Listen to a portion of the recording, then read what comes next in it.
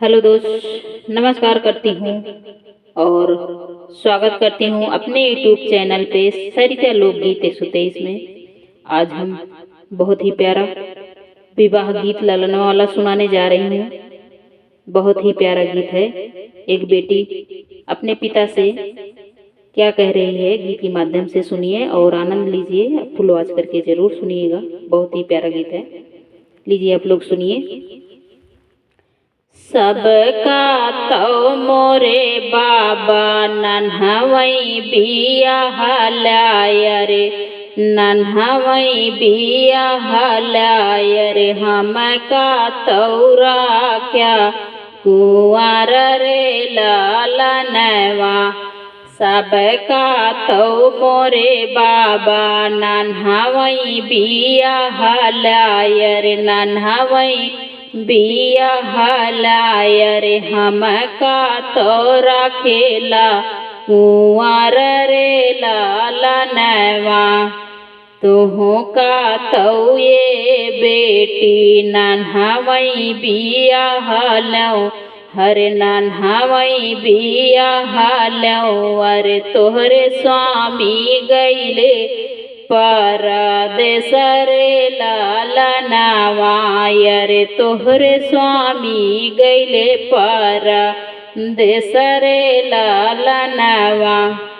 तोहके तो ये बेटी नन्हवई बिया हलौ, हरे नन्हवई बिया हलौ। अरे तोहरे स्वामी गईले परदेस रे लालनवा।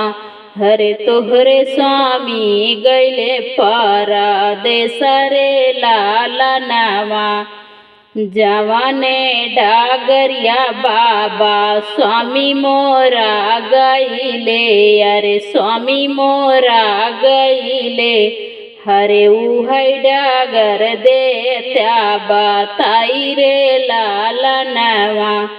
जवाने डागरिया बाबा स्वामी मोरा गईले, अरे स्वामी मोरा गईले।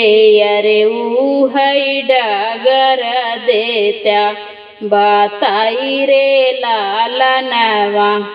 अरे उहै डागर देत्या बताई रे लालनवा। जवानी रहिया बेटी स्वामी तोहरा गईले, अरे स्वामी तोहरा गईले। अरे जमी गईले खरा पाता वर रे लालनवा। हरे जमी गईले खरा पाता वर रे लालनवा। जवानी रहिया बेटी स्वामी तोहरा गईले हो, स्वामी तोहरा गईले। अरे जमी गईले खरा पाता वर रे लालनवा। हरे जमी गईले खरा पाता वर रे लालनवा। देता ना मोरे बाबा ढाली तालावरिया रे, ढाली तालावरिया रे। कटतई पीटता चली जतौ रे लालनवा।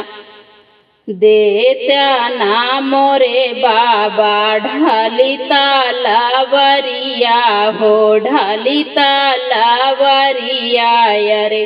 कटतई पीटता चली जतौ रे लालनवा। हरे कटितई पीटता चली जतौ रे लालनवा। अरे कटतई पीटता चली जतौ रे लालनवा। अरे खोजी लऊ तेवा पाना स्वामी रे लालनवा। हरे खोजी लऊ तेवा पाना स्वामी रे लालनवा। सबका तो मोरे बाबा नन्हवई बिया हलाय रे, नन्हा मई बिया हलाय रे हम का तौरा खेला कुंवर रे लाला नावा हरे हम का तौरा खेला कुंवर रे लाला नावा हरे हम का तौरा खेला कुंवर रे लाला नावा। ये गीत कैसे लगा जरूर बताइएगा।